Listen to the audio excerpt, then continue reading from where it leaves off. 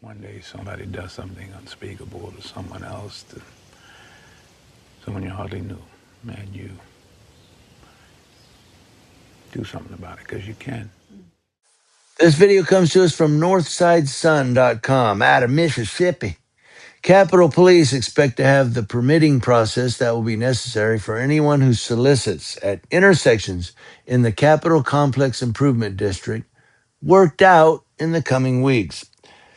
What do you mean? Sean Tyndall, Commissioner of the Mississippi Department of Public Safety, said on September 26th that Capitol Police Chief Bo had sent the proposed permit to the Department of Public Safety's attorneys for review. Bo Lucky, that's a Mississippi name. Legal is looking over that now, he said. We're trying to finalize it. Tyndall said the permitting process should be finalized by November 1st, if not sooner. Now, the Safe Solicitation Act, passed by the legislature during the 2025 session, authorizes the chief of Capitol Police to issue permits for solicitation within the CCID. The permits will be made available at Capitol Police headquarters at 350 High Street. The CCID, which is the Capitol Complex, incorporates the primary business areas in downtown Jackson, which is where panhandling tends to occur, said Tyndall. Until the permitting process begins, Capitol Police officers have been educating anyone they see soliciting that a permit will soon be required. Tyndall expects people who panhandle and do not comply with the law to eventually get tickets. Law enforcement officers can use their discretion and determine if a ticket is merited or a warning, he said, just as they can in many situations.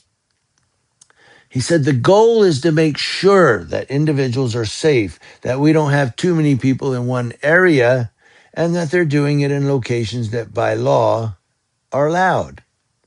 The Safe Solicitation Act took effect on July 1st and is binding in every county and municipality, unless a county or municipality opts out through a vote by the Board of Supervisors or the governing authority of the municipality by January 1st, 2026.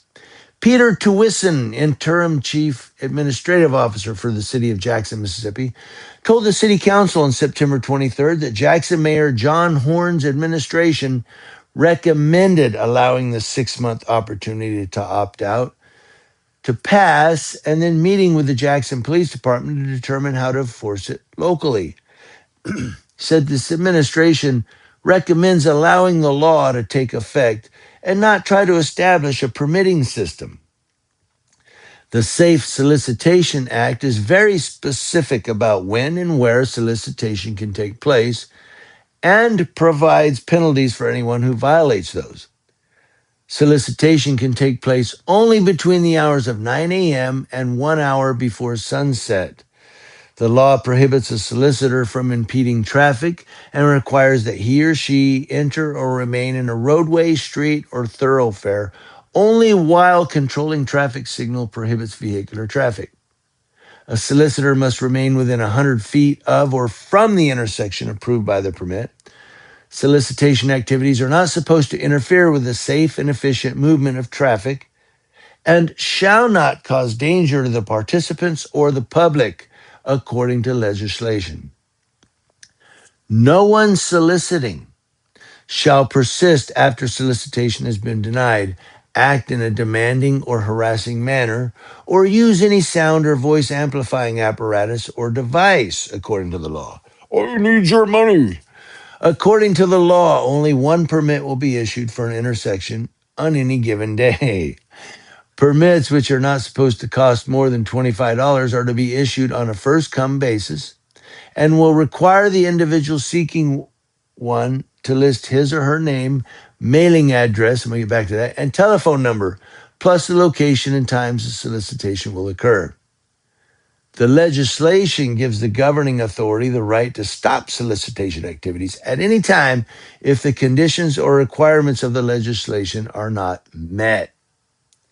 Anyone guilty of intentionally obstructing or interfering with the normal use of vehicles or pedestrians on a public street or highway or sidewalk will be guilty of a misdemeanor. Convictions of such would carry a fine of not more than $400 or imprisonment in the county jail for not more than 4 months or both. We'll be back to this too right now. So, to get a permit, first of all, you have to give your name, okay, and your home address and telephone number. Now, what if you're homeless and you don't have a cell phone? So, I don't have a phone number. What's your home address? Ivy Street and Elm Court. No, I need your home address. That's where I stay at night. I'm homeless, right? Because when they're talking about solicitation, they call this the Panhandling law. They call it the Safe Solicitation Act, but it really is targeted towards panhandling out there on the corners. So, who are a lot of the panhandlers? I mean, in California, a lot of them are homeless and they're just out there with their little sign, waiting, trying to get some money. So, when you say, "Where's your home address?" It's on Fifth Avenue and Third Street. No, I mean, I need your home address. I just gave it to you. I got a tent. It's set up right there in the bushes. Uh, and then they say, and if you're found guilty, you get a $400 fine and or 4 months in jail. Now, they'll probably take the 4 months in jail because that's 3 hots and a cot for 4 months. But when you talk about the $400, can I panhandle for it? Because I ain't got it. You know what I mean? They'll probably just take the jail time so they can get 3 hots and a cot. But Mississippi is breaking down. Is Mississippi panhandling really that bad? I'm surprised Governor Newscomb hasn't come up with that law here yet. That Safe Solicitation Act. I'm surprised San Bernardino County doesn't have it. Ukaipo probably come up with it. Well, they run the homeless out. They're like, no, homeless is not freedom. You're no freedom of homelessness in this city. I want to know what you all think.